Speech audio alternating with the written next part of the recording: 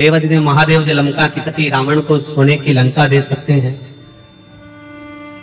भस्मासुर को अपने हाथ का कंकण दे सकते हैं,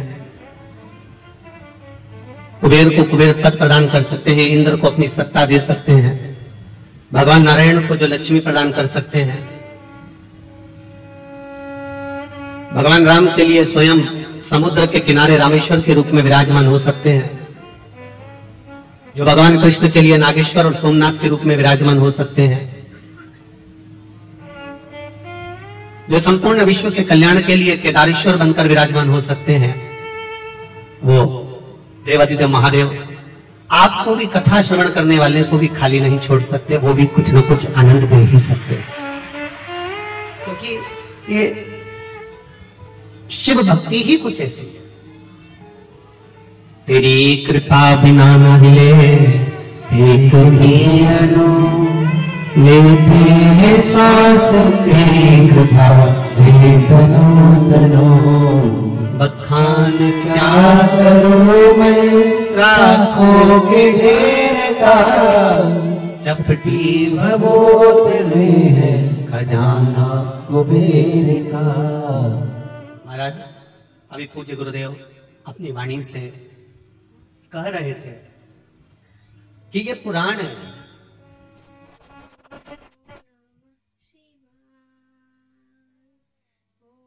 और मतलब होता है पुराना लेखा जोखा, जो आज का नहीं है। आपको अपना पुराना अगर लेखा जोखा उठाना है, आपको अपना पुराना कुछ देखना है, तो तहसील में जाना पड़ेगा, और तहसील में जाकर आप अपना पुराना इतिहास, आपके दादाजी की कितनी प्रॉपर्टी थी, कहां पर तुम्हारा मकान था, क्या नंबर था, क्या खसरा नंबर था, ये पूरा रिकॉर्ड आप तहसील में जाकर देख सकते हो, तहसील में जाकर देखा जा सकता है।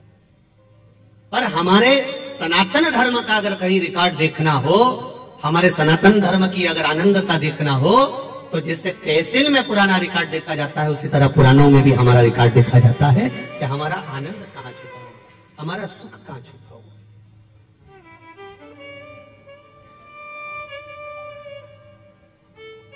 शिव भक्ति सारी समस्या का हल, एक लोटा जल।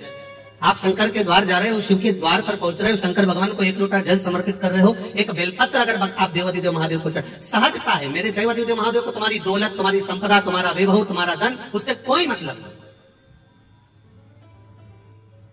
अगर दौलत से मतलब होता मेरे देवादिदेव महादेव को, तो रावण ने भगवान शंकर से कहा था, भोलेनाथ कैलाश पे रहते रहते तुम्हें बहुत समय हो गया, अब मैं तुमको लंका लेकर जाना चाहता हूं, सोने की लंका में आप रहिए, स्वर्ण की लंका में आप विराजमान रहिए, चलिए मेरे साथ, आप सोने की लंका में चलिए।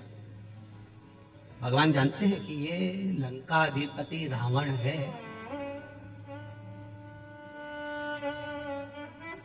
ये विद्वान जरूर है पर विद्यावान नहीं है।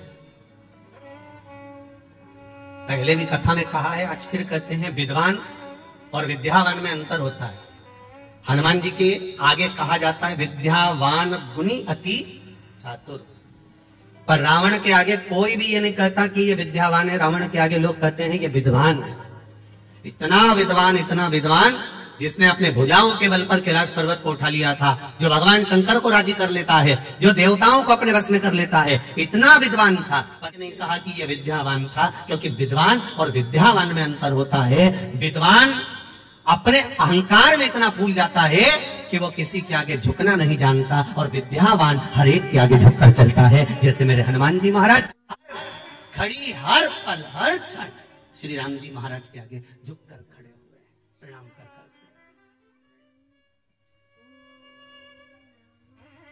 मेरे राम जी महाराज के आगे मेरे हनुमान जी महाराज हमेशा नम्र होकर झुककर खड़े। क्यों?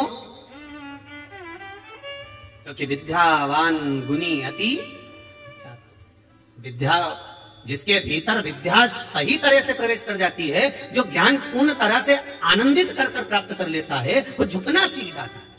और जो अधूरा ज्ञान प्राप्त करता है ना, जिसको अधूरा ज्ञान प्राप्त होता है, वो अकड़ में जीता, अहंकार में जीता, अभिमत्ता में जीता। तो रावण विद्वान तो बन गया था पर विद्यावान नहीं बन पाया। उसका अभिमान उसके सामने बार बार अड़ जाता है। और भगवान शिव जानते हैं कि रावण मुझे लंका में लेकर जा रहा है, ये इसकी अहंकारिता है, इसका अभिमान है, क्योंकि मैं पहले आजमा चुका हूं। एक बार देवादिदेव महादेव आनंद के साथ कैलाश पर्वत पर विराजमान थे। भगवान शिव आनंद के साथ जब कैलाश पर्वत पर विराजमान थे, बड़े अलमस्त होकर बैठे हुए थे। मां जगत जननी जगदम्बा अंबा माता पार्वती उनके नजदीक में विराजमान बैठी हुई।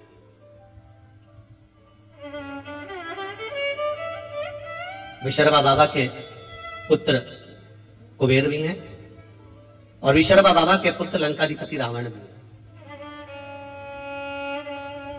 कुबेर के पास में पूरा लंका का राज्य था, पर कुबेर को रावण का जो व्यवहार था वो अच्छा नहीं लगता था, इसलिए कुबेर ने हाथ जोड़कर अपने पिताजी से कह दिया कि मुझे ये लंका का राज्य नहीं चाहिए, मैं ये छोड़कर जा रहा हूं, मैं अलग कोई अलकापुरी का निर्माण कर कर उसमें मैं विराजमान हो जाऊंगा। और कुबेर चले गए, आनंद के साथ रहने लगे। जब रावण की सत्ता लंका पर आ गई और लंका पर जब सत्ता आई, जब वैभव प्राप्त हो गया, तब रावण ने उपद्रव मचाना प्रारंभ कर दिया, क्योंकि अभिमान इतना समाया हुआ, अहंकार इतना समाया हुआ। एक बात अपने जीवन में उतार कर रखिएगा, इंजीनियर बन जाओ, डॉक्टर बन जाओ, सीए बन जाओ, कलेक्टर बन जाओ, चाहे तुम किसी पद पर विराजमान हो जाओ, पर शिव महापुराण की कथा कहती है कि आपको पद जिस परमात्मा की कृपा से मिला है, जो यश उस परमात्मा की कृपा से मिला है, वो परमात्मा की कृपा से प्राप्त हुआ है। इसलिए पद और प्रतिष्ठा पाकर आप अहंकार में मत डूब जाना, क्योंकि अहंकार में 3 गए, धन, वैभव और वंश। ना मानो तो देख लो रावण, कौरव और कंस, ये तीनों अहंकार में चले जाते हैं, ये तीनों अभिमत्ता में चले गए। आप इंजीनियर बनिए, मना नहीं, आप कलेक्टर बनिए, मना नहीं, आप एसपी बनिए, मना नहीं, आप डॉक्टर बनिए, मना नहीं है, पर कहीं इतना अभिमान, इतना अहम, इतनी अहंकारिता हमारे भीतर प्रकट ना हो जाए कि जिसके बल पर हम पुनः फिर नीचे आ जाए। वो अभिमत्ता हमारे भीतर नहीं आना चाहिए।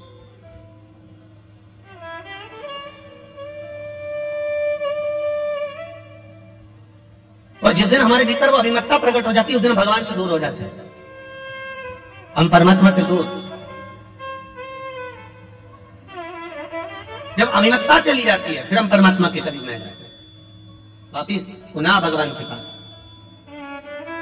शिव कथा कर रही है,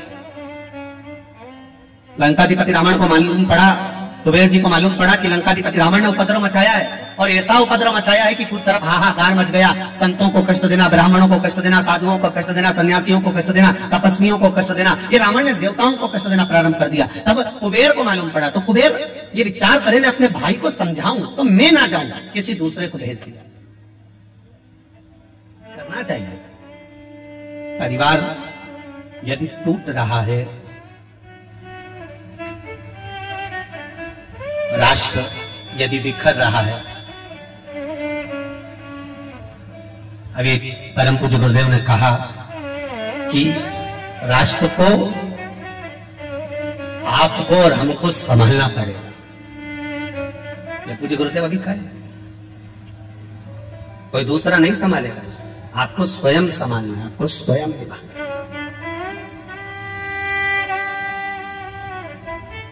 संत हो, सद्गुरु हो, तपस्वी हो, ब्राह्मण हो, सन्यासी हो, साधक हो, उपासक हो, वो संभाल लेते।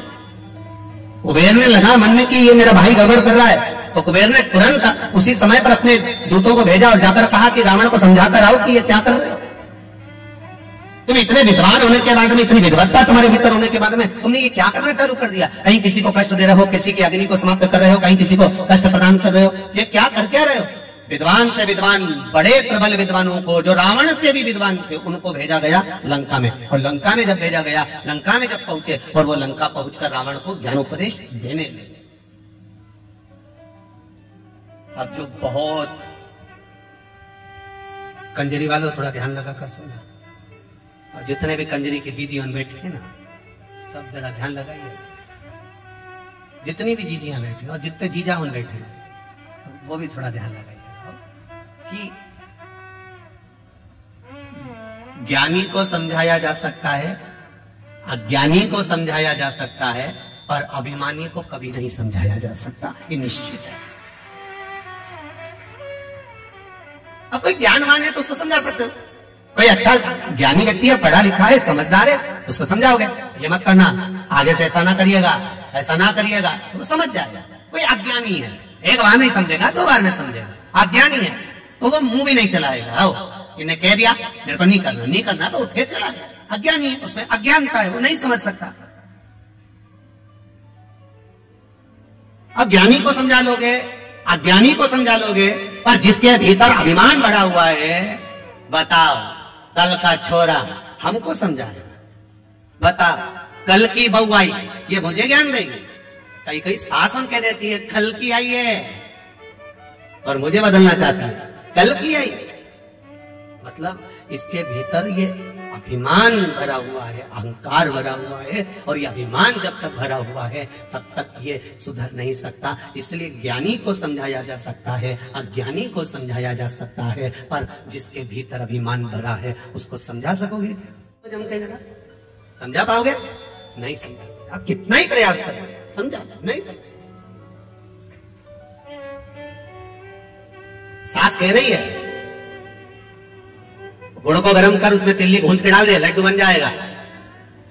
और बहू नहीं, मैं तो गुड़ को फोड़ूंगी, उसमें कच्ची तिल्ली बिना सीखी डाल दूंगी और ऐसे ऐसे गोल गोल करके लड्डू बना दूंगी, हो गई संक्रांति, लड्डू तैयार।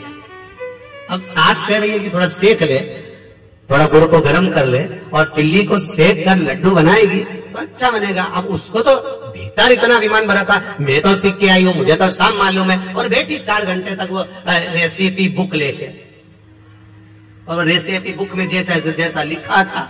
और ऐसा जरूरी नहीं है कि कभी कभी रेसिपी बुक भी गड़बड़ कर जाती है। एक नई नवेली बहू आई और सास ने उसको कह दिया बेटा मेरा मन कर रहा है, मेरा मन कर रहा है, तो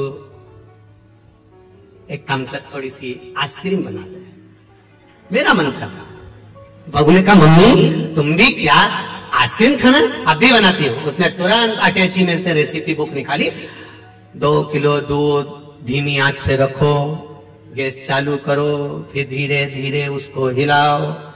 अब हिलाते हिलाते उसमें बेकिंग पाउडर डालो, और क्या क्या डलता तुम्हें मालूम होगा, इलायची का पाउडर डालो, फिर धीरे धीरे उसका पूरा रेसिपी बुक तैयार करें। बुक तैयार करा, और तैयार करने के बाद में फिर उसने पढ़ा 1 घंटा फ्रिज में रखो। अब ये गई और कर आई जो जैसा जैसा लिखा था।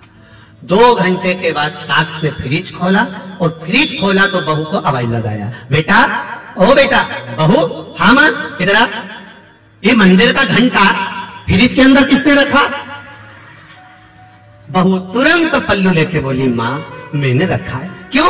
बुक में लिखा था 1 घंटा फ्रिज में रखो, इसमें लिखा 1 घंटा। सास ने बुक को लिया और माथा से ठोका, अरे ओ पगली, वो बुक में लिखा था जो तूने गोल बनाया था उसको 1 घंटा फ्रिज में रखना था, तू मंदिर का घंटा लाके फ्रिज में रख दिया। अब बताओ वो आइसक्रीम तैयार हो, तो ज्ञानी को समझा सकते हो, बोलो बुला के बोलो, अज्ञानी को समझा सकते हो, पर बहुत बढ़िया एकदम धन्य होकर अब अभिमानी को नहीं समझा सकते कि साहब ये रेसिपी ऐसी बनेगी। समझा, उसको समझाना मुझे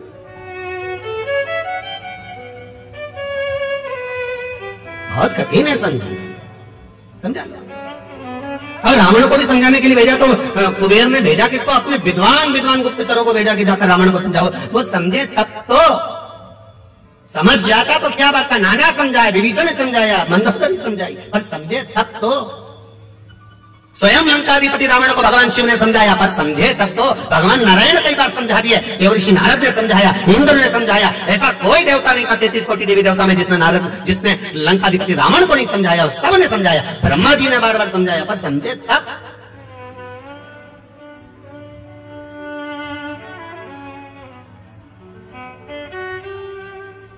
समझ में तो आए इसको।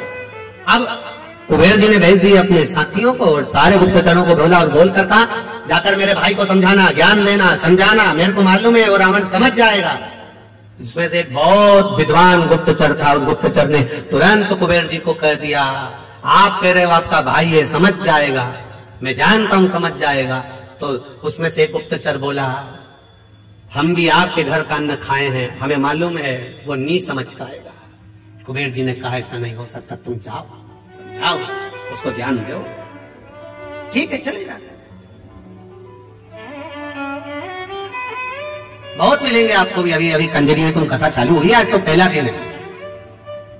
कई लोग कहेंगे क्या होता है शिव महापुराण की कथा सुनने से, क्या होता है शिव पुराण में जाने से, बहुत ज्ञान देंगे। क्या होता है शंकर जी को एक लोटा जल चढ़ाने से, क्या होता है बेलपत्र चढ़ाने से, क्या होता है राम नाम बोलने से, क्या होता है कृष्ण नाम बोलने से, क्या होता है शिव नाम बोलने से, क्या होता है श्री शिवाय नमस्तुभ्यम बोलने से, क्या होता है नमः शिवाय बोलने से, क्या होता है ओम नमः शिवाय बोलने से।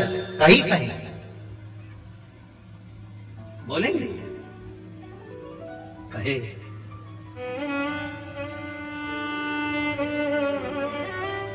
महाराज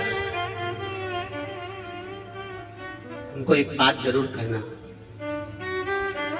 भगवान की कथा सुनते सुनते, भगवान का भाव श्रवण करते करते, जिस समय कथा सुनते सुनते आपके रोम, आपके शरीर के ये रोम, ये बाल खड़े हो जाएं, समझ लेना कि शिव आपके भीतर समाना प्रारंभ हो गया।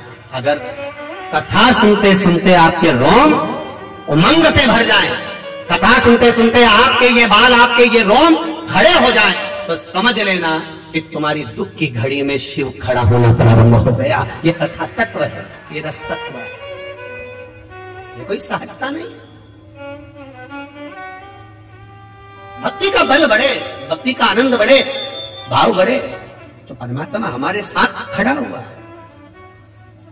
मैंने तेरे भरोसे ओ बाबा, तेरे भरोसे हवा विच उड़ती जावांगे, बाबा डोर है तुम छठीला में लगी जाओगी, भोले मैं तेरी बदन, शंभो मैं तेरी बदन, हवा विच उड़ती जाओगी, बाबा डोर है तुम छठीला में कटी जाओगी। समझाया उसको जाए जिसके भीतर अभिमान ना, ज्ञानी होगा समझ जाएगा, ज्ञानी होगा आज नहीं समझा कल समझ जाएगा, और अभिमानी होगा इसको कितना भी समझाया जाए ये कभी नहीं समझ सकता। कंजरी वालों पर कितनी कृपा राघव जी की हुई है, कितनी कृपा राम जी की हुई है। माघ महीना, गुप्त नवरात्रे, और मां जगत जननी पावागढ़ वाली की कृपा की टेकरी के नीचे ये शिव महापुराण की कृपा। विचार करिए जरा, और आने वाले भक्तों को कितनी कृपा मां जगत जननी पावागढ़ वाली मां भद्रकाली ने कृपा करी होगी। जरा विचार करना कि उसने कंजरी में कथी, आदरणीय गुरु महाराज हमको नहीं मालूम था कि ये गुप्त नवरात्रि में कथा, ये तो माँ की कृपा थी और स्मरण में आया कि गुप्त नवरात्रि में शिव महापुराण की कथा, वो भी पावागढ़ वाली माता के चरणारविंद में हो। कितना दुगना तिगना लाभ, संतों का दर्शन हो रहा है, राम जी का आनंद प्रसाद, महाप्रसाद भी रखा। जो आए हुए भक्त हैं, जो रुकने वाले भक्त हैं, उनके लिए जो महाप्रसाद की व्यवस्था रखी। हमने पूज्य गुरुदेव जी से पूछा, संत जी से पूछा कि यहाँ पंडाल के आसपास भोजन भंडारा कहाँ रखा आपने? तो महाराज जी बोले, गुरु जी वो भोजन भंडारा तो राम जी के चरणों में रखा है, राम जी के चरणों। मतलब भोजन बनाने वाला भी हलवाई नहीं है, भोजन बनाने वाला भी कोई दूसरा नहीं है। सीता जी रसोई बना रही है, राम जी खुद खड़े होकर बनवा रहे हैं। जरा विचार करिए, कथा कितनी, अभी तक के समय में जितनी कथा हुई है उस कथा में ये कुछ हटकर ही है। जहां गुप्त नवरात्रि में मां पावागढ़ वाली के चरणों में, भद्रकाली माता के चरणों में, और राम जी स्वयं रसोड़ा चलाए और ये कथा हो जाए, इससे बढ़कर सुख और क्या चाहिए। और ये कथा करवाने वाला भी कोई दूसरा नहीं। गर्भ में बच्चा था जो दीदी हैं, और गर्भित बालक को और उनकी माता को दोनों को कोरोना का क्रम, और डॉक्टर कह रहे हैं कि बड़ा मुश्किल है, परंतु इनके इंडिया से, भारत से जो उनके रिश्तेदार थे, उसने कह दिया तू एक काम कर, मैं विदेश में भी श्री शिवाय नमस्तुभ्यं बोल, शिव की कथा सुन, हो सकता है बच जाए। और बाबा की कृपा से वो बालक बाबा की करुणा से आनंद पाया। और साथ में एक बहन और जिसके पति को भी तकलीफ हो गई और बाबा ने उसको साथ लिया। दोनों बहनों ने मिलकर बड़े आनंद के साथ यीशु महापुराण की कथा करी। बड़ा आनंद है, ये कोई साधारण नहीं है। समझाओ, मेरा आपसे भी निवेदन है, जो बहू तुमसे समझ जाए उसको समझा लो, जिसको समझा सकते हो उसे समझा। जो अभिमान में फूल गया उसको समझाने की जरूरत नहीं है, क्योंकि तुम उसे समझा सकते ही नहीं हो, चाहे कितना ही प्रयास करो, कितना प्रयास करोगे, हो ही नहीं सकता।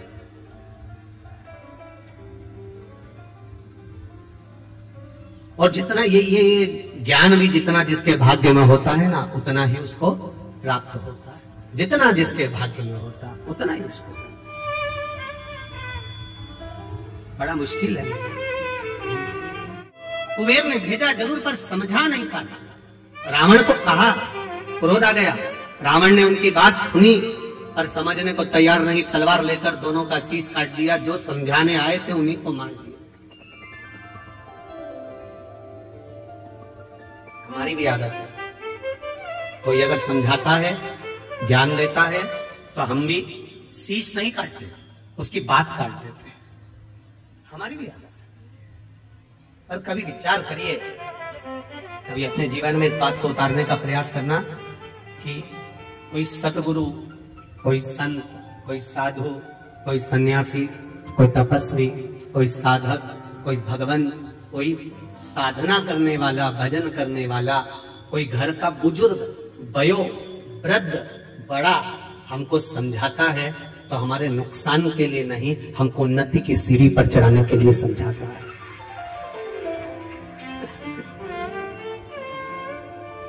हमें उन्नति की सीढ़ी पर चढ़ाने के लिए समझा रहा है। अगर वो ज्ञान दे रहा है तो हमको उन्नति की ओर बढ़ाने के लिए ज्ञान दे रहा है।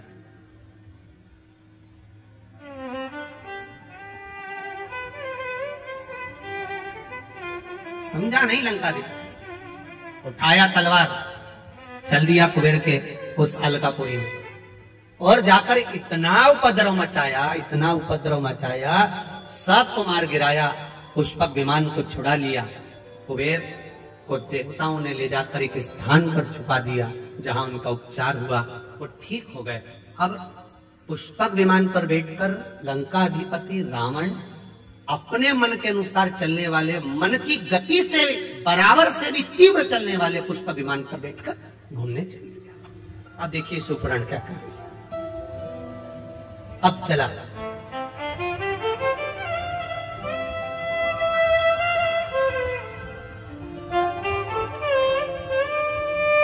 अच्छा ऐसा नहीं है, पुष्पक विमान पर जब वो बैठा, पुष्पक विमान पर जब वो विराजमान हुआ, पुष्पक विमान पर जब वो बैठा, तो कुबेर का सिंहासन था, कुबेर की गादी थी। उस गादी पर बैठने के बाद उसकी बुद्धि थोड़ी सी कहीं ना कहीं विचलित हुई, कहीं ना कहीं उसमें विचलितता आई। बैठा वो, क्यों कहते हैं तीर्थ में जाकर बैठो, क्यों कहते हैं सदगुरु के चरणारविंद में बैठो, क्यों कहते हैं कथा में जाकर बैठो, क्यों कहते हैं किसी पवित्र नदी के तट पर जाकर बैठो, क्यों कहते हैं जहां संतों ने तप करा हो, साधुओं ने तप करा हो, कहीं तपस्या साधना करी हो, उस स्थान पर जाकर बैठो, क्यों कहते हैं कहीं धुपाड़ा जल रहा हो, हजारों वर्ष का, सालों निकल गए, उस धुनी को रमते रमते संतों को उस धुनी के पास जाकर बैठो, क्यों कहा जाता? उस स्थान पर बैठने का फल कुछ अधिक प्राप्त हो जाता। जैसे समझो उसको, एक बस का ड्राइवर चाय पीने चला गया। काय का ड्राइवर? बोलो बोलो, जम के बोलो जरा। अच्छा और जम के बोलो। बस का ड्राइवर गया क्या पीने? चाय पीने। और कोई व्यक्ति उस ड्राइवर की सीट पर जाकर बैठ गया और उसने स्टीयरिंग पकड़कर यूं यूं हिला रहा था। इतने में तुम हाथ पहुंच गए। अब तुम्हें थोड़ी ना मालूम कि ये बस का ड्राइवर नहीं है। तुमने कहा क्यों साहब, ये बस कहां जा रही है? ड्राइवर साहब, ओ ड्राइवर साहब, क्या ये बस कंजरी जा रही है क्या? ए ड्राइवर साहब, अब वो ड्राइवर जो स्टीयरिंग पकड़ा था वो, और जैसा वो दूल्हा नहीं होता शादी वाला कितना करता है, बस वैसा वो बस का ड्राइवर एकदम अकड़ गया। देखो मेरे को बस भी चलाना नहीं आती, केवल ड्राइवर की सीट पर बैठा और लोग कह रहे हैं क्यों ड्राइवर साहब बस कहाँ जा रही है, कंजरी जा रही क्या, पावागढ़ जा रही क्या? मतलब उसकी वैल्यू कितनी हो गई केवल सीट पर बैठने से। अब वो विचार कर रहा है कि सीट दूसरे की है, बस दूसरे की है, मैं तो केवल सीट पर थोड़ी देर बैठा हूं, वो चाय पीने गया, उतनी देर में मेरी इतनी इज्जत हो गई, अगर मैं बस चलाना सीख जाता तो मेरी कितनी इज्जत हो जाती। उसी तरह हमारा शास्त्र का है, उसी तरह हमारा शास्त्र का है। जब हम जरा सी देर किसी मंदिर में जाकर बैठते हैं तो लोग कहने लगते हैं क्यों पंडित जी कैसे हो, अब केवल तिलक लगाया, केवल मंदिर में बैठा, केवल मंदिर में, तुम कथा में जाकर बैठ जाओ, अभी तुम जाते जाते लोग कह देंगे श्री शिवाय नमस्ते, जय सीताराम जी की, आवाज पकड़ रहा है भाई, जय सीताराम जी की, श्री शिवाय नमस्तोभ्यम, तुरंत करने लगे तुरंत। फिर कोई से बात होगी तो कह देंगे साहब वो तो भगवान की कथा में रमी रहती है, उसको तो कथा इतनी अच्छी लगती है कि कहीं पर भी हो ना वो दौड़ के चली जाए। तो कोई कहेगा वो तो संतन हो गई रे, भगवान तो हो गई, वो तो सन्यासन हो गई, वो तो साधु हो गई। अब पद बड़ा कि नहीं बड़ा, भले तुम कथा सुनने आए, भले तुम्हारे वो होता ना, वो कहे ना एक व्यक्ति बार बार घड़ी देख रहा था, बार बार घड़ी देख रहा था, तो एक गुरुजी ने पूछ लिया कि तू घड़ी देख रहा है, तेरी घड़ी में क्या समय हो रहा है? 7:30 बज रही है। गुरुजी बोले बताओ मेरी घड़ी में तो 8 बज रही है और तेरी घड़ी में 7:30 बज रही है। तेरी घड़ी किससे मिली है? तो गुरुजी मैंने रेडियो से मिलाई है। अच्छा, मां से मिली है। अब फिर उन्होंने दूसरे से पूछा तेरी घड़ी में देख 9 बज रही है, तूने किससे मिली, कहां से मिली? कहीं नहीं, ससुराल से मिली। गुरुजी बोले ये ससुराल से तो मिली है, पर मिली किससे है ये तो मालूम होना चाहिए कि रेडियो से मिली कि टेलीविजन से मिली कि काय से मिली। तो कि गुरुजी कहीं से नहीं मिली, ये मेरे ससुराल से मिली। हमेशा पीछे ही चलती है,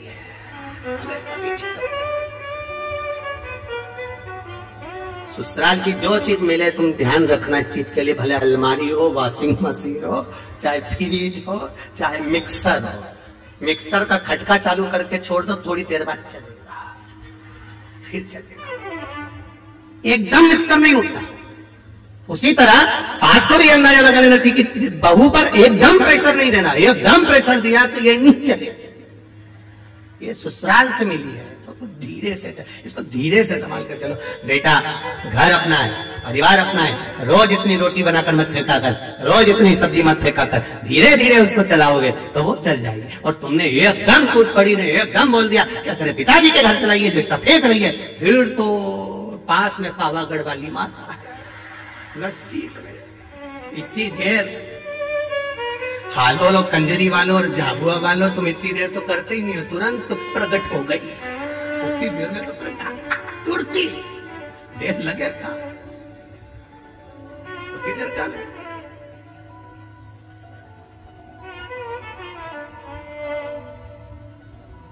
महाराज फिर कुछ नहीं, अम्बे जय हो पावागढ़ वाली, हालो कंजरी वाली, हम सब शिव कथा कर रही। लंकाधिपति रावण गादी पर जब बैठा, थोड़ी देर जब विराजमान हुआ, उस समय पर जो कुबेर का सिंहासन था, उस समय पर रावण की बुद्धि थोड़ी बदली। किसी धुपाड़े के पास में धुनी रम रही हो, उसके पास में, संतों के पास में, गुरुजन के पास में, मंदिर में, सत्संग में, प्रवचन में, तीर्थ में, सरयू मैया के तट पर, गंगा मैया के तट पर, यमुना मैया के तट पर, नर्मदा मैया के तट पर, कहीं तीर्थ स्थान पर, अच्छी जगह पर, जहां संत साधु सन्यासी तपस्वी साधक उपासक जहां तप कर रहे हो उस जगह पर जाकर हम थोड़ी देर बैठते हैं, तो ये पक्का है जैसे चाय पीने ड्राइवर चले गए और उसकी जगह पर बैठ गए तो लोग ड्राइवर करने लगते हैं, उसी तरह हम जाकर बैठते हैं तो भगवान भी अपना समझने लगता है कि ये मेरा अपना है। उसको लगता है ये बैठ गया है, अब सही जगह पर जाकर बैठा है, अच्छी जगह पर बैठा है, ये मेरा होता गया है, ये मेरा हो गया।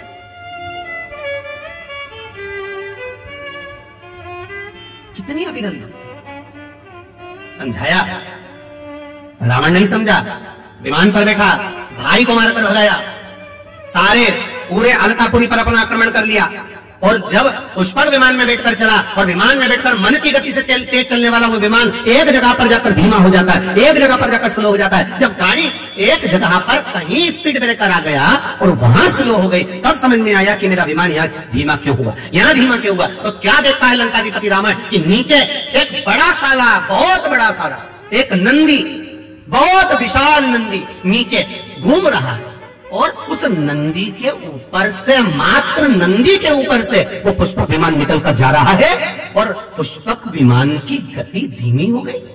पुष्पक विमान की गति,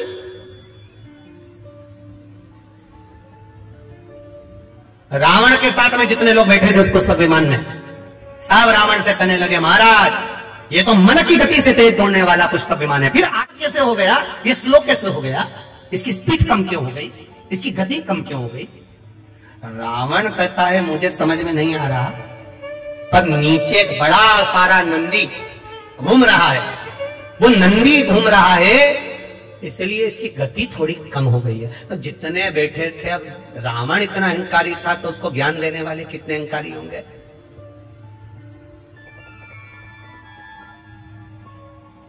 चाय गर्म होती है कि केटली गर्म होती है।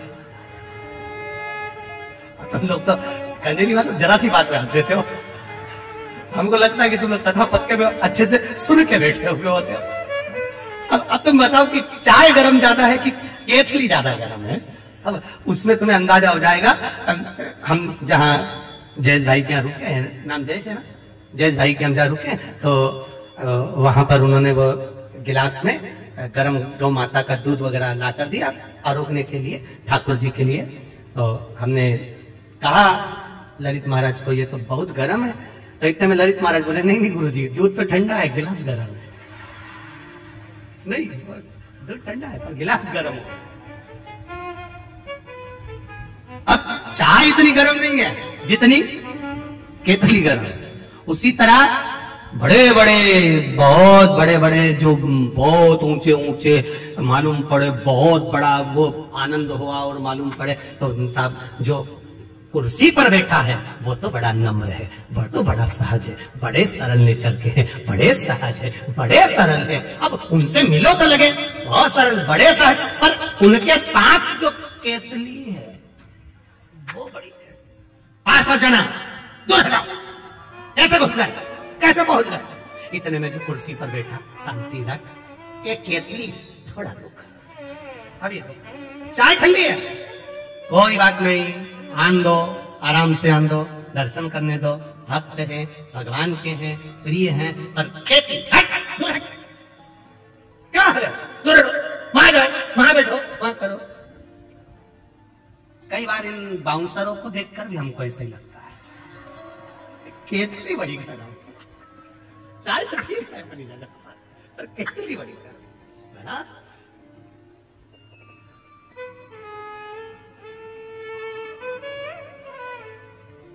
अभी हम आ रहे थे महाराज जी, तो आते आते वाले महाराज जी आए हैं, बहुत सटीक रहना, आंखें मालूम पड़ा तो महाराज जी तो ऐसे नम्र, ऐसे सरल, हम भी समझ गए कि केतली गर्म थी, चाय।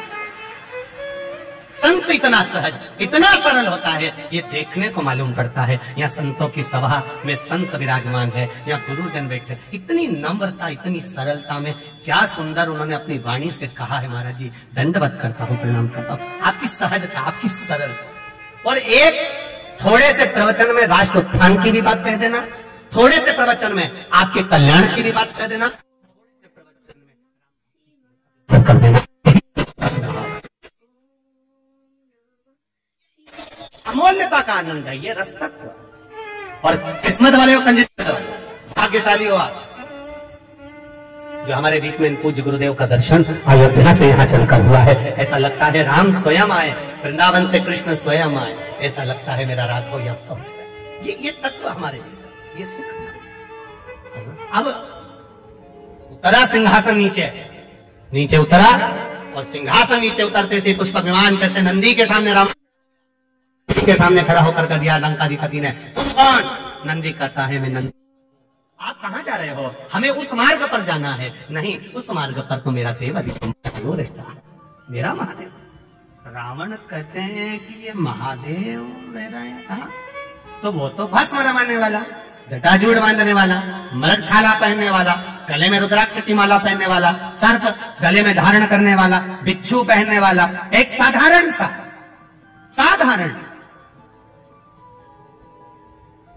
एकदम सहज सरल साधारण, तो उसमें दिक्कत क्या है? विमान तो ऊपर से जाएगा, महादेव तो नीचे बैठे हैं, फिर से दिक्कत क्या है? क्या तकलीफ? आज भी हमारे सनातन धर्म में, आज भी हमारे सनातन धर्म में भगवान का मंदिर होता है, शिवजी विराजमान होते हैं, शंकर भगवान बैठते हैं या राम जी बैठे या भगवान कृष्ण बैठे या देवी भवानी बैठे, जो भी देवता बैठते हैं, उसका आकृति ऐसी बनाई जाती है कि उसके ऊपर कोई पांव न रख पाए, कोई चढ़ ना पाए। लंकाधिपति रावण, तेरा विमान अगर ऊपर से जा रहा है तो उसमें श्रेष्ठता नहीं, क्योंकि मेरे महादेव बैठकर तब साधना कर रहे हैं, माँ जगज्जननी पार्वती के साथ मेरे महादेव बैठे हैं। रावण ने कहा, अब इसको जब कुबेर नहीं समझा पाया, देवता नहीं समझा पाए, तो इसको ये नंदी कैसे समझा देगा? नंदीश्वर ने समझाना चाहा, नहीं माना, खूब समझाया, नहीं माना, खूब समझाया, नहीं माना, क्रोध आ गया।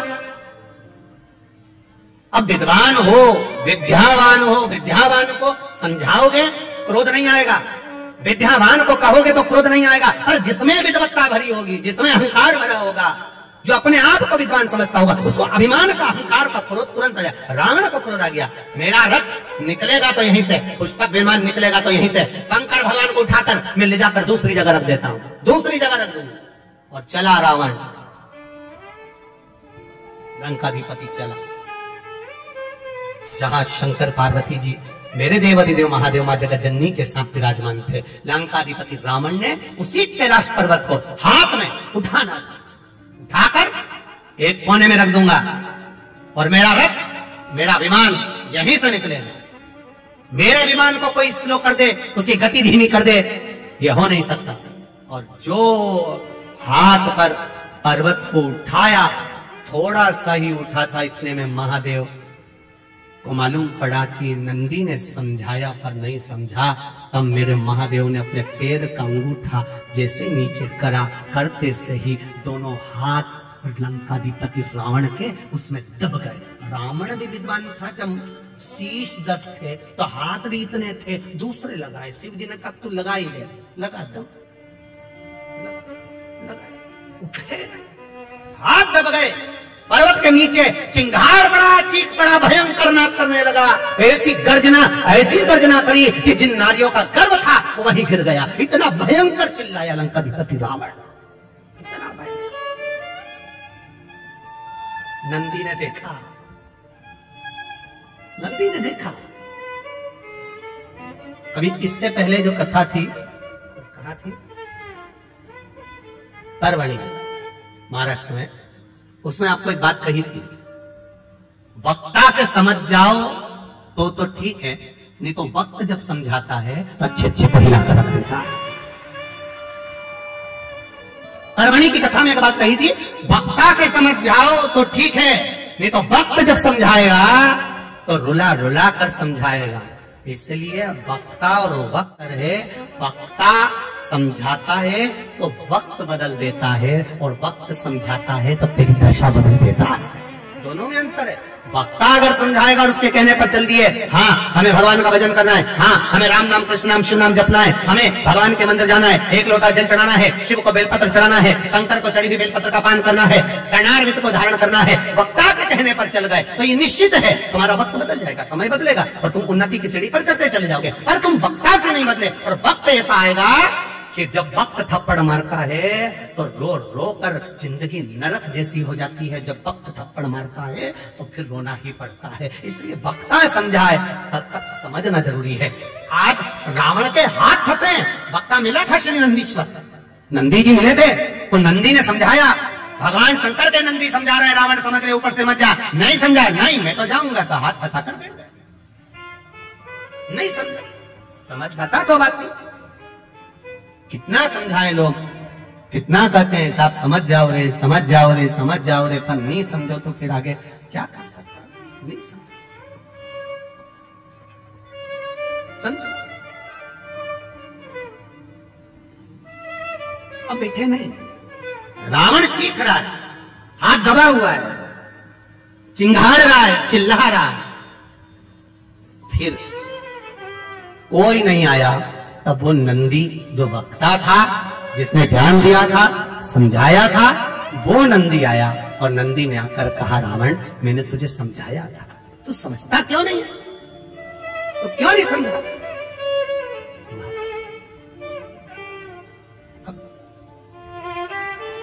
हाथ फंसे हुए, अब कोई ज्ञान दे दिया है। अब रावण क्या कह रहा है, एक बार निकलवा दो प्लीज, एक बार ये हाथ निकल जाए। अब रावण मुख से कह रहा है मैं तुम्हारे हाथ जोड़ता हूं, हाथ जोड़ता।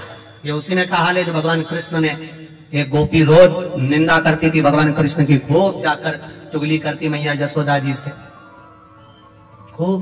तो यशोदा जी के सामने गई तो इतने में गोपी ने कह दिया, यशोदा जी ने भी कह दिया जिस दिन तू पकड़ कर बताएगी मैं मान जाऊंगी। तो सखी ने भी कह दिया मैं नहीं पकड़ के बताऊं तो मेरा नाम गोपी नहीं।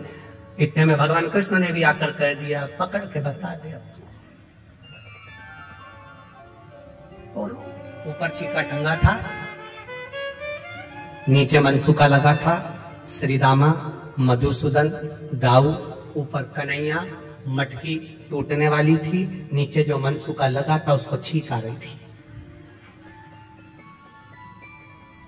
अब हाथ थे घुटने पर, एक के ऊपर एक चढ़े थे, हाथ खुला होता तो नाक दबा लेता तो छींक बंद हो जाता।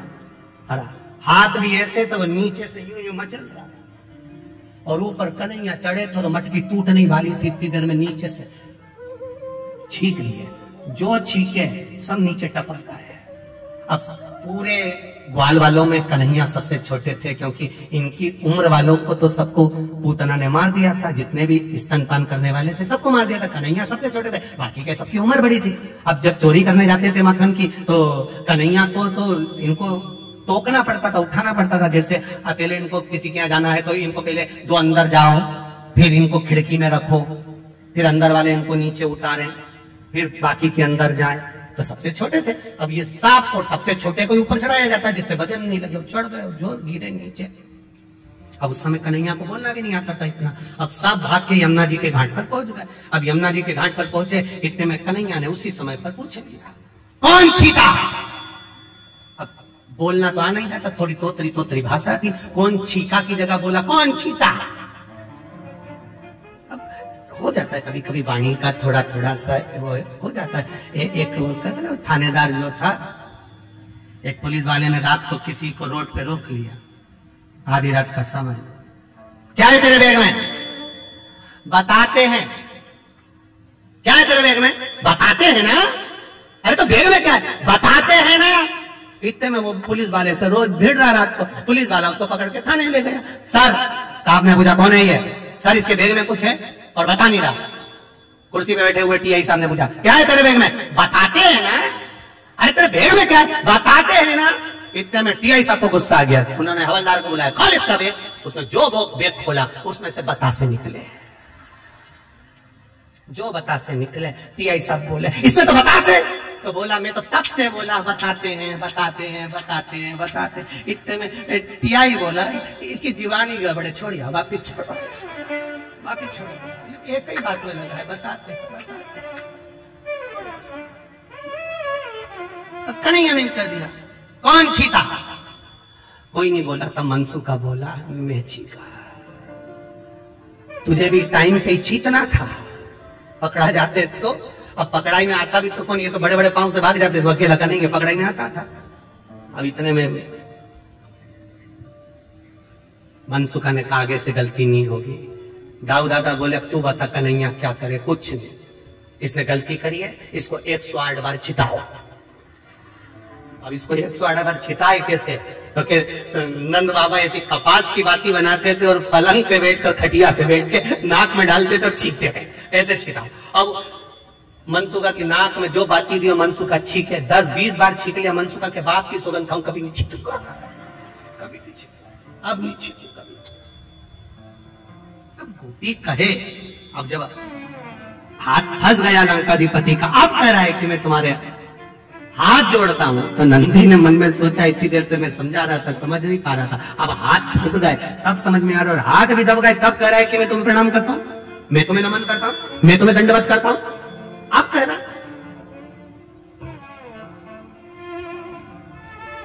हाथ फंसने हम जब पूरी तरह से फंस जाते हैं, बुरी तरह से फंस जाए, तब फिर हमको याद आता है कि हमें भगवान की शरणागति में जाना है, आखिरी में, अंत में। और अगर हम पहले ही पहुंच, एक पत्र आया है बड़ा सुंदर, देखिए,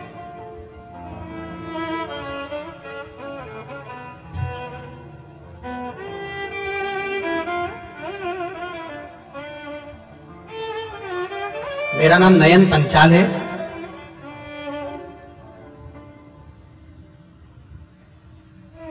अहमदाबाद वस्त्रापुर से हूं। मोबाइल नंबर ये कहाँ है, आप ही हैं, दोनों हाथ हिला दो एक बार। श्री शिवाय नमस्तुभ्यम,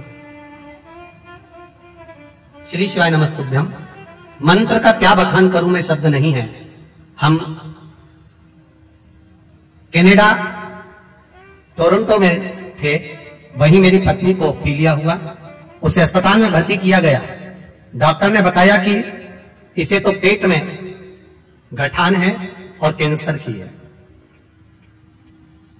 कनाडा टोरंटो के बड़े से बड़े हॉस्पिटल में दिखाया गया और उसको कैंसर और कैंसर की गठान बताई गई। हम उसे इंडिया लेकर आए, यहाँ के डॉक्टरों को भी हमने चर्चा करी, उन्होंने भी कह दिया इसको ऑपरेशन करना पड़ेगा, इसके पेट में गांठ है और वो कैंसर की है।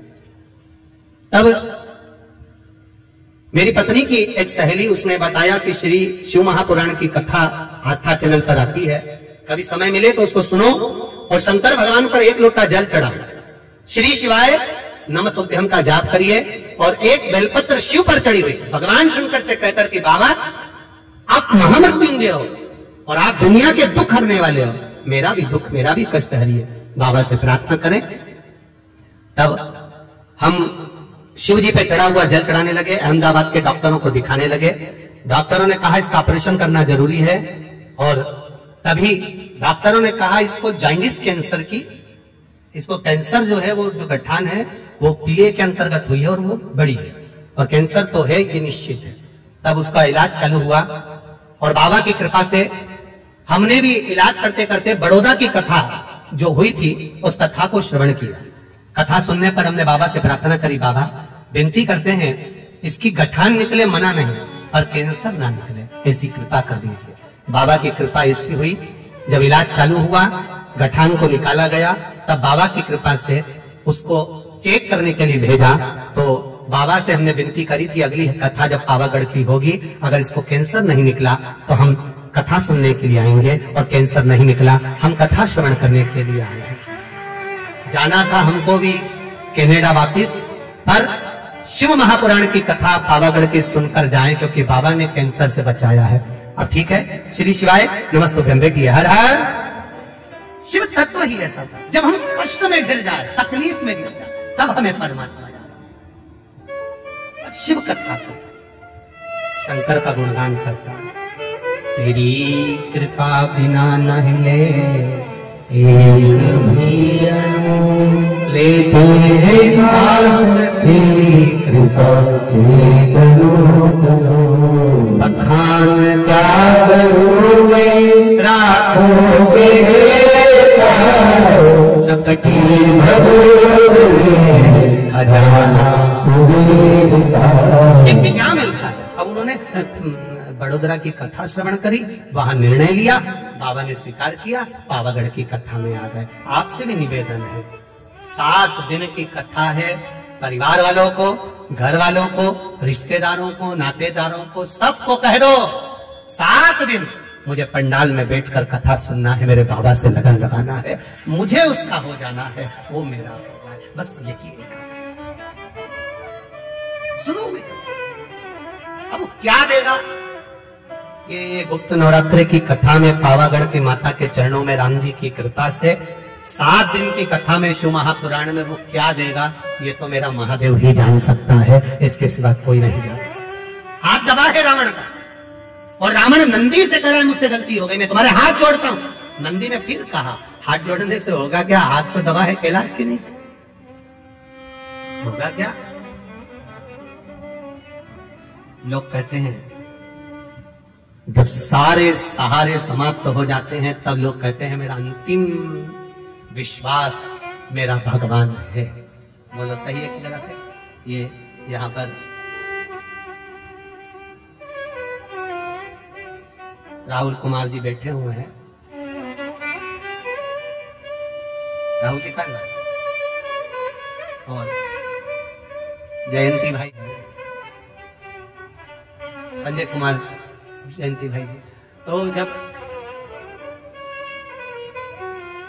महाराज जी इन्हीं के स्वास्थ्य में गड़बड़ हो गया था, संजय जी के भयंकर कोरोना, भयंकर तकलीफ, हॉस्पिटल, डॉक्टर ने भी जवाब दे दिया। जब इनकी धर्म पत्नी की आंख में जल भर गया कि अब कुछ भी नहीं बचा, तब महादेव से प्रार्थना करी, टीवी के सामने बैठकर शिव महापुराण की कथा सुनते सुनते कहा तेरी कथा में करवाऊंगी, बस इनको अच्छा कर दे, ये शिव है।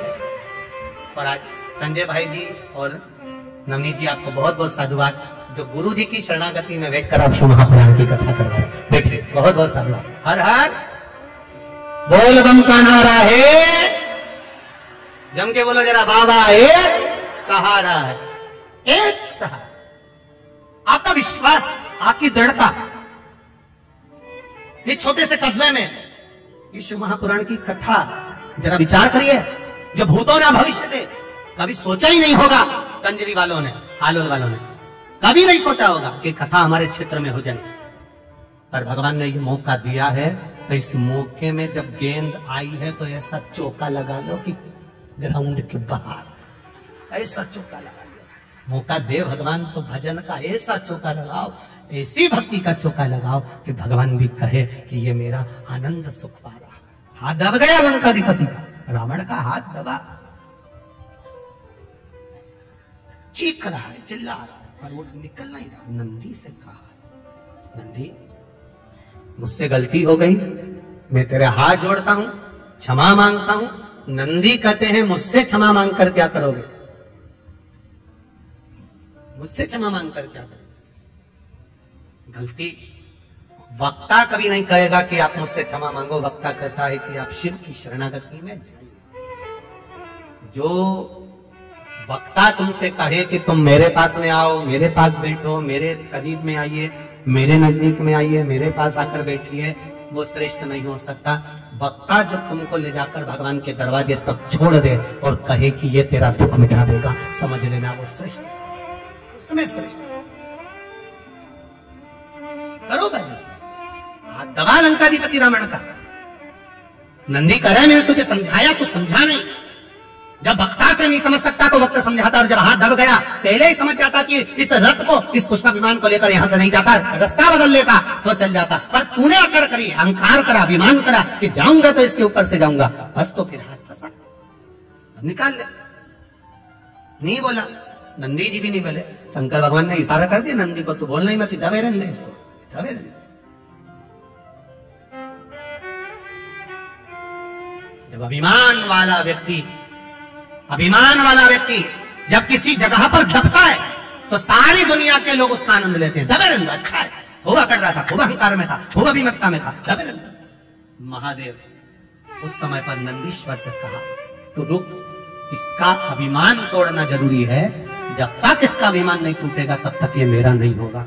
मुझे मेरा बनाने के लिए अभिमान का त्याग करवाना जरूरी है। और महाराज हाथ जब दबा रहा, चिंगारता रहा, तब रोता रोता भगवान शिव की स्तुति अब करने लगा। अब स्तुति शंकर की कर रहा, अब शिव की।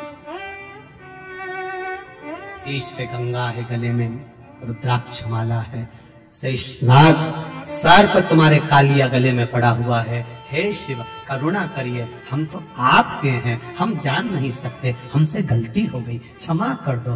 तब देवाधिदेव महादेव ने पांव के अंगूठे को ऊपर करा, तब रावण का हाथ बाहर निकला। निकलते से रावण बाहर निकलते से शंकर जी से बोला, तुम्हें क्या चाहिए?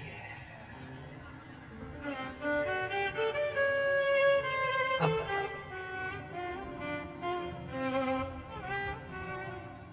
तुम्हें क्या चाहिए? एक ऋषि वशिष्ठ बाबा ने दशरथ जी महाराज से कहा कि पुत्र कामेष्टि यज्ञ करवा संतान की प्राप्ति के लिए। आप जरा विचार करिएगा, यज्ञ कराया किसने था? कौन सा ऋषि थे? कौन सा ऋषि थे? श्रृंगी ऋषि, जिन्होंने यज्ञ करवाया। तो श्रृंगी बाबा, अब जरा विचार करो, पूरे पृथ्वी पर, पूरे नगर में, अवध में चारों तरफ सूचना करी गई कि दशरथ जी को पुत्र कामेष्टि यज्ञ करवाना है, दशरथ जी को पुत्र कामेष्टि यज्ञ करवाना है, दशरथ जी को पुत्र कामेष्टि यज्ञ करवाना है। एक एक विद्वान के पास में सूचना गई कि दशरथ जी को पुत्र कामेष्टि यज्ञ करवाना है। ये यज्ञ कोई साधारण व्यक्ति नहीं करवा सकता, ये यज्ञ कोई साधारण सा इंसान नहीं करा सकता। इस यज्ञ को कराने वाला वो होगा जो यज्ञ कराएगा। जिस भूमि पर यज्ञ होगा, उस भूमि को जो कराने वाला यज्ञ करता है, वो उस भूमि को जीवन पर्यंत छोड़कर नहीं जा सकता। जीवन पर्यंत, जब तक उसके प्राण ना जाए तब तक वो भूमि को नहीं छोड़ सकता। ऐसा विद्वान कोई मिलना चाहिए जो दशरथ जी के पुत्र कामेष्टि यज्ञ को करवाए।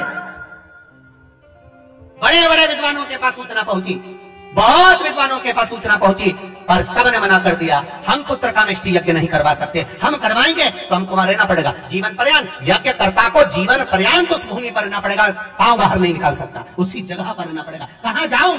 कोई ने हाँ नहीं भरी कि हम पुत्र कामेष्टि यज्ञ करवाएं। तब गुरु बाबा ने कह दिया, आप जाओ गंगा के तट पर, बड़े आनंद से वहां श्रृंगी बाबा मिलेंगे और श्रृंगी ऋषि पुत्र कामेष्टि यज्ञ करवाएंगे। उनसे बात करो, बोलो उनको, कहो उनको, करो विनती। श्रृंगी बाबा के पास में सूचना गई,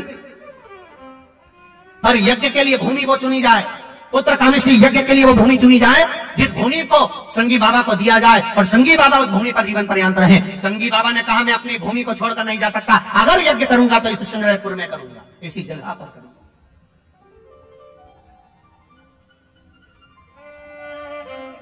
जहां अयोध्या की आखिरी सीमा है, अवध की आखिरी सीमा, अवध की आखिरी सीमा, उस अवध की आखिरी सीमा जहां है, वहां पर बैठकर श्रृंगी बाबा पुत्र कामेष्टि यज्ञ करवाते हैं। तो दशरथ जी ने श्रृंगी बाबा से एक प्रश्न कर लिया, गुरुदेव मैंने इस यज्ञ के बारे में सुना है, जो यज्ञ कराएगा वो यहीं पर रह जाएगा, यज्ञ कर्ता को यहां रहना पड़ेगा, बाहर नहीं निकल सकता, एक पांव बाहर नहीं कर सकता। जितनी भूमि पर यज्ञ होगा वो भूमि उसकी हो जाएगी और वहीं उसको रहना पड़ेगा, उसी जगह पर। पहले ये नियम था सनातन धर्म में, आजकल तो वह नियम समाप्त हो गया। पहले जिस भूमि पर यज्ञ होता था वो भूमि यज्ञकर्ता की हो जाती थी, पहले ऐसा नियम था। उस भूमि पर जहां यज्ञ हो रहा है वो भूमि उसकी।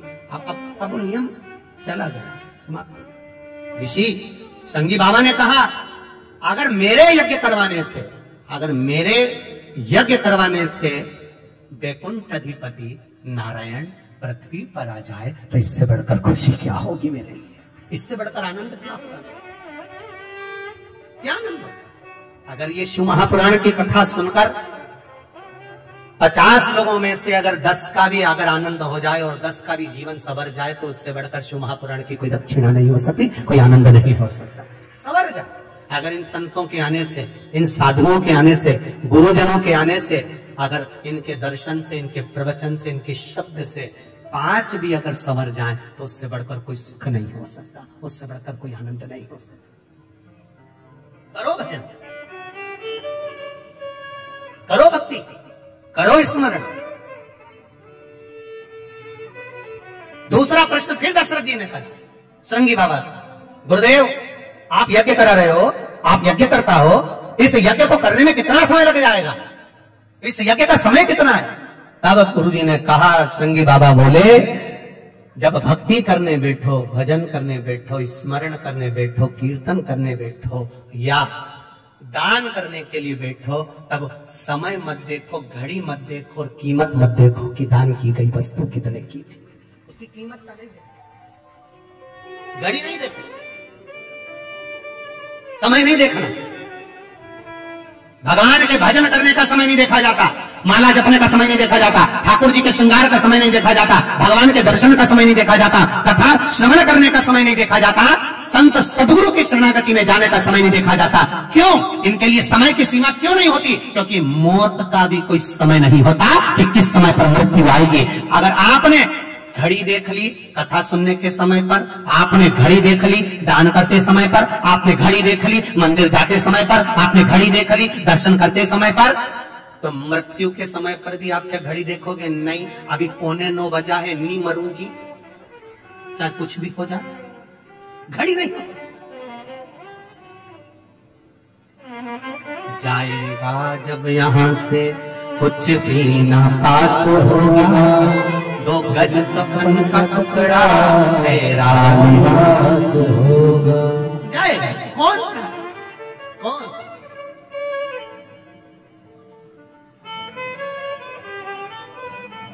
महाराज, सब मतलब के यार हमने देख लिया, झूठा है संसार हमने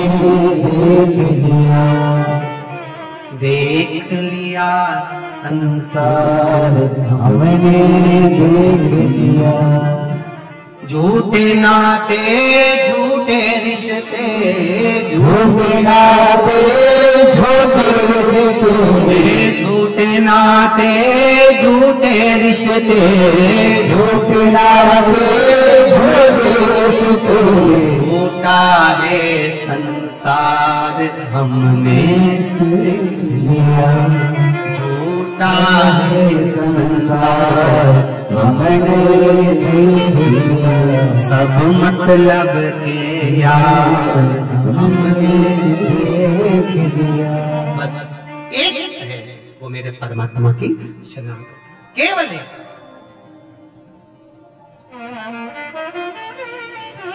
और अंत समय प्रभु, सब बोलो, सबको याद है? हाँ बोलो जरा जम से, अंत समय वचन दिया तो निभाना पड़ेगा, आए ना आए प्रभु कुटुंब कबीला, अंत समय प्रभु आना पड़ेगा, वचन दिया तो निभाना पड़ेगा, अंत समय प्रभु आना पड़ेगा, वचन दिया तो निभाना पड़ेगा। अंत समय कोई आए ना आए, परिवार कुटुंब कबीला नाते रिश्ते, कौन आया ना आया, आप जब आता है। वैकुंठ में रहने वाला वैकुंठ में रहता है, ब्रह्मलोक में रहने वाला ब्रह्मलोक में रहता है, इंद्रलोक में रहने वाला इंद्रलोक में रहता है, और मेरा देव अधिदेव महादेव मृत्यु लोक में रहता है। इसलिए तुरंत आता है, तुरंत, क्षण भर की देरी नहीं, आ जाए। आया, शिव कथा कर रही है, भगवान शंकर का संवाद कर रहा है, शिव महापुराण की कथा कर रही है, वेद व्यास जी महाराज वर्णन कर रहे हैं। लंकाधिपति रावण हाथ छूटा, छूटते से महादेव से बोले, क्या देऊं मैं आपको, मेरा हाथ छूट गया है। शिव जी कहते हैं, कुछ मत दे दादा, कुछ मत। कोई कोई ऐसा होता है जो देने के बाद कभी नहीं कहता कि मैंने इसको दिया, और कोई कोई ऐसा होता है जो देने के बाद 25 बार कह देता है मैंने दिया। जैसे पहले कथा में कहा, एक व्यक्ति जा रहा था ससुराल, उसका दोस्त रास्ते में मिल गया, उसने दोस्त से मन में सोचा अकेला गाड़ी में जा रहा हूं, इसी को बिठा के ले जाओ, उसको बिठा के ले। उसने कहा मेरे पास कपड़े नहीं है, तू क्या चिंता करता है? कुर्ता तो अच्छा लग रहा है, शर्ट अच्छी लग रही है, पजामा मैं दे दूंगा। उसने अपना पजामा दे दिया। अब पजामा दिया, ससुराल में वो दोस्त भी गया, सबने आदर करा, सम्मान करा, चाय पिलाई, सब कुछ करा। फिर किसी ने पूछ लिया ससुर जी ने, ये कौन है? मेरा दोस्त है, रोड पे खड़ा था, मैं अकेला आ रहा था, फिरी थी गाड़ी, मैंने कहा तू चल चल। कुर्ता इसी का है, पजामा मेरा है। अब दोस्त को बुरा लगेगा, बता, ये बताना कोई जरूरी है कि पजामा तेरा है? उसने तुरंत कोनी मार के कहा, अक्ल नहीं तेरे में? पजामा तेरा इसलिए नहीं आ रहा था तेरे साथ में, तुझे बहुत अहंकार है ना, तू बार बार अपनी चीज बताता रहता, इसलिए नहीं आ रहा था। अब नहीं बताऊंगा, कसम से अब नहीं बोल लूंगा। इतने में इसके जमाई साहब के मामा जी ने कहा आप हमारे यहाँ शाम को भोजन करने आना। माँ चले गए, माँ भोजन करने गए तो मामा जी ने पूछ लिया, जमाई साहब ये कौन है? मेरा दोस्त है, अकेला आ रहा था गाड़ी में तो इनको बिठा लाया। कुर्ता भी इनका है, पजामा भी इनका है। अब तो उसको और तेज मिर्ची लगी, अब और क्रोध में आ गया। इसने फिर कोनी मार के कहा, अकल नहीं है तेरे में? मामा जी ने पूछ लिया, मतलब कुर्ता भी इनका, पजामा भी इनका, मतलब? इतने में उसने कहा कुछ नहीं, कुर्ता इन्हीं का था, पजामा मेरा। अब इसको फिर गुस्सा आ गया। इसने कहा तुझे ये बताना जरूरी था कि कुर्ता भी मेरा, पजामा भी मेरा? अब आगे से बोला है तो सोच लेना, मैं तो जा रहा। नहीं अभी मत जा, अपन चल। इतने में मौसी आ गई। मौसी ने कहा जमाई साहब कल सवेरे का भोजन हमारे यहाँ। ठीक है, जमाई भोजन करने का है, इसी को भी ले गए। इतने में मौसी जी ने पूछ लिया, ये कौन? अकेला आ रहा था, गाड़ी खाली थी, दोस्त में रोड पे खड़ा था, मैंने कहा चल बिठा कर लिया यार। पजामे का कोई जिक्र नहीं करूंगा। अब इसको फिर गुस्सा आ गया। अब इसने बाहर निकल के इसको पकड़कर पजामा उतार के दे दिया, तेरा पजामा तू इधर ले। जब देखो जब पजामा पजामा पजामा होता है। कई लोग एक डब्बा तेल देते हैं, कितना तेल? एक डब्बा घी दिया, एक डब्बा तेल का दिया, और 50 बार कहते हैं बूंदी मैंने बनवाई है, बूंदी मैंने बनवाई है, बूंदी मैंने बनवाई है। जब तक वो बूंदी पूरी खत्म नहीं हो जाए तब तक वो बूंदी बनी रहती है। एक डब्बा घी, एक डब्बा तेल और 1 महीना बूंदी, 1 महीना बूंदी चलती है। हम गए थे राम मंदिर, हमने बूंदी बनवाई थी, 1 डब्बा घी दिया था। अब राम जी महाराज की कृपा, इतने में राम जी के पंडित जी ने कह दिया तुम्हारा डब्बा तुम ही ले जाओ। क्या करे वो पजामे? कहना जरूरी है कि पजामा हमारा है, पजामा हमारा है। रावण ने कहा प्रभु मेरा मन कर रहा है आपको कुछ देने का, मेरा हाथ छूट गया, बोलो क्या दूं? देवरी ने महादेव ने कहा नहीं चाहिए तेरे से, राधा मैं सब समझता हूं, तू एक बार देगा 50 बार कहेगा। कई लोग रहते हैं एक फोन पे काम कर देते हैं पर 50 काम तुमसे करवा लेते हैं। बहुत संभल के रहना, दुनिया वालों से बहुत चतुर है, महाविद्वान, कहा मुझे कुछ नहीं किया, रावण चला गया। अब एक रावण गया और रावण जाने के बाद रावण की विद्वत्ता देखिए, उसका विचार करिएगा। जब रावण की विद्वत्ता था, रावण ने विचार करा कि मैं क्यों ना, जब महादेव ने मेरा हाथ छोड़ दिया तो मैं महादेव को लंका लिया, सोने की लंका में सुखी रहेंगे। भगवान से कहा मैं तुम्हें सोने की लंका में रखना चाहता हूं, आप चलो मेरे साथ में। भगवान शंकर ने मन में सोचा इसके यहाँ जाना और आफत मोल ले, नहीं जाऊंगा, चाहे कुछ भी हो जाए इसके यहाँ तो नहीं जाऊंगा। ये भी तप में लीन हो गया, मुझे महादेव को ले जाना, मुझे देवाधिदेव महादेव को ले जाना, मुझे शंकर जी को ले जाना, ये भी तप में लीन हो गया। ऐसी तप साधना, ऐसी तप साधना, ऐसी तप साधना लंकाधिपति रावण ने करी, ऐसी तप साधना करी कि महादेव को प्रसन्न होना पड़ा। क्या चाहिए? आपको लंका लेकर जाना है। शंकर भगवान ने अपना शिवलिंग प्रकट करा, लेकर चल, और सुन ले रावण, जहां तूने भूमि पर रख दिया उठने वाला नहीं। मानना तो वाला ही नहीं था, दे दिया शिवलिंग। रावण लेकर शिवलिंग को चला, चलते चलते बीच में समय आ गया, रावण को संध्या करना थी। इसने सोचा करूं क्या? रावण ने देखा शिवलिंग, शंकर भगवान ने भेज दिया गणेश जी को, बेटा अपने पिता के थोड़े से काम जाओ, जरा जाओ। रावण शिवलिंग को नीचे रखने लगे तो तू गोदी में ले लेना। गणेश जी छोटे से बच्चे का रूप रख कर गए, रावण के पास पहुंच गए। रावण बड़े बेचैन दिख रहे हो, क्या लेकर जा रहे हो? शिवलिंग लेकर जा रहे हो। क्या करना है? मुझे संध्या करना है। संध्या करना है? हाँ, तो शिवलिंग कहाँ रखना? बच्चे ने कह दिया मुझे ले जाओ, आके मुझसे ले लेना, आप संभाल लोगे, आओ। रावण ने शिवलिंग गणेश जी के हाथ में दे दिया। रावण संध्या करने चले गए। गणेश जी तो गणेश जी थे, उन्होंने शिवलिंग को नीचे रख दिया और गणेश जी ने नीचे रखकर जल चढ़ाना प्रारंभ कर दिया। श्री शिवाय नमस्तुभ्यं, श्री शिवाय नमस्तुभ्यं, ओम नमः शिवाय, ओम नमः शिवाय। रावण आए तो उन्होंने देखा ये तो नीचे रख के पूजन कर रहा है। छोरा क्या बोलते गुजराती में, डीकरा।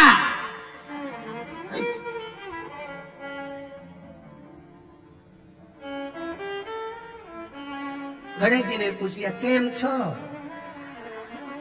कोई पूछे तो पूछा क्या हुआ, क्या है, कैसे हो,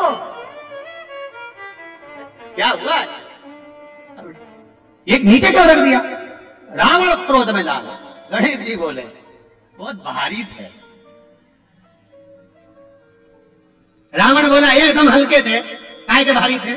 इतने में गणेश जी बोले हाथ दबे थे तब मालूम नहीं पड़े थे, हाथ दबे थे तब हल्के दिख रहे थे कि भारी दिख रहे। रावण बोला ये तो अपने पहले का भी जानता है, छोरा कोई हल्का फुल्का नहीं है। रावण ने पूछ लिया तुम्हारे पिताजी का नाम क्या है। दीकरा बोला सिग्नेचर तुम्हारे हाथ पे करके दिया ऑटोग्राफ, वो मेरे बाप, मेरे पिता जिन्होंने ऑटोग्राफ करके दिया, मेरे पिता है। रावण बोला तुम कौन। गणेश जी ने अपना असली स्वरूप दिखाया। जो दिखाया लंकाधिपति रावण को क्रोध आया तो गणेश जी महाराज तो उसी समय पर थोड़े से पीछे सरके और पीछे से सरकते ही गणेश जी के पांव के नीचे से मूसक निकल कर बाहर आ गया, चूहा निकल कर बाहर आया। जैसे ही मूसक निकल कर आया इतने में तुरंत उसी समय पर लंकाधिपति रावण ने पूछा ये कौन है। भगवान गणेश जी महाराज ने कहा ये मूसक है जिसके ऊपर बैठकर मैं घूमता हूं, तो रावण ने पूछा तुम कहना क्या चाहते हो। गणेश जी महाराज बोले पिताजी नहीं जा सकते तो क्या हुआ, मैं तैयार हूं लंका जाने के लिए, मुझे ले चलो। पर अकेला नहीं जाऊंगा, ये मूसक भी मेरे साथ जाएगा। रावण बोला तेरे हाथ जोड़ू, पूरी लंका का सोना कतर कतर के खा जाओगे, नहीं ले जाऊंगा, ले ही नहीं। जो शिवलिंग भूमि पर रखा वो बैद्यनाथ बाबा के नाम से विख्यात हो गया। बोल बैद्यनाथ भगवान की हर हर। आवाज नहीं आई, जरा दमदारी से बोला हर हर। बैद्यनाथ जी के रूप में विराजमान हो गया।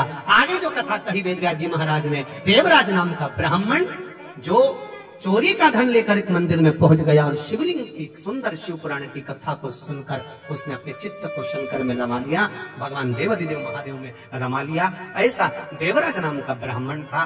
प्राण त्यागे, बेलपत्री के वृक्ष के नीचे त्यागे, शिव के धाम चले गया। आगे जो वर्णन आता है, बिंदुक की कथा कही गई। एक बिंदुक नाम का ब्राह्मण चोरी का धन ला रहा था, एक पानी के स्रोत में गिर गया, प्राण छूट।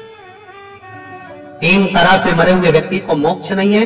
पानी में डूबकर मरा हुआ, स्त्री के हाथ से मरा हुआ, सर्प के डसे से मरा हुआ, 3 तरह से मरा हुआ व्यक्ति को वैकुंठ नहीं मिलता, मोक्ष नहीं मिलता। तब बिंदुक पानी में डूबकर मरा तो विचार आया कि कैसे इसको मुक्ति मिलेगी। तब उसका अंतिम संस्कार तो हुआ और वो प्रेत योनि में भटकता रहा। क्या करा जाए। चंचुला देवी ने काशी में जाकर शिव महापुराण की कथा को श्रवण किया, मुक्ति हुई। शंकर भगवान के धाम में पहुंची। माता पार्वती जी की सहेली चंचुला देवी बन गई। चंचुला देवी जब सहेली बन गई, मौन रहती थी, चुप रहती थी, विचार करती रहती। पार्वती जी ने पूछा तू चुप क्यों रहती है, मौन क्यों रहती है। कहा मेरे पति को मोक्ष नहीं मिला। तो तेरे पति के मोक्ष नहीं हुआ तो शिव महापुराण की कथा करवा जिससे तेरे पति को मोक्ष मिलेगा। किससे करवाऊं। देव ऋषि नारद के पास पहुंची तो नारद जी ने कहा मुझे श्राप लगा है, मैं एक जगह नहीं रह सकता, तुम रुका जी से जाकर निवेदन करा। तब तुम रुका जी ने कहा कथा तो कह दूंगा, मना नहीं, और जोड़े से यजमान कौन बैठेगा। चंचुला देवी कहती है मैं बेधव, मैं विधवा, मेरा बेधव पिता है, मैं यजमान पद कैसे लूं। जानकर देवाधिदेव महादेव से प्रार्थना करी। शिव जी ईश्वर जी बने, पार्वती जी गौरा जी बनी।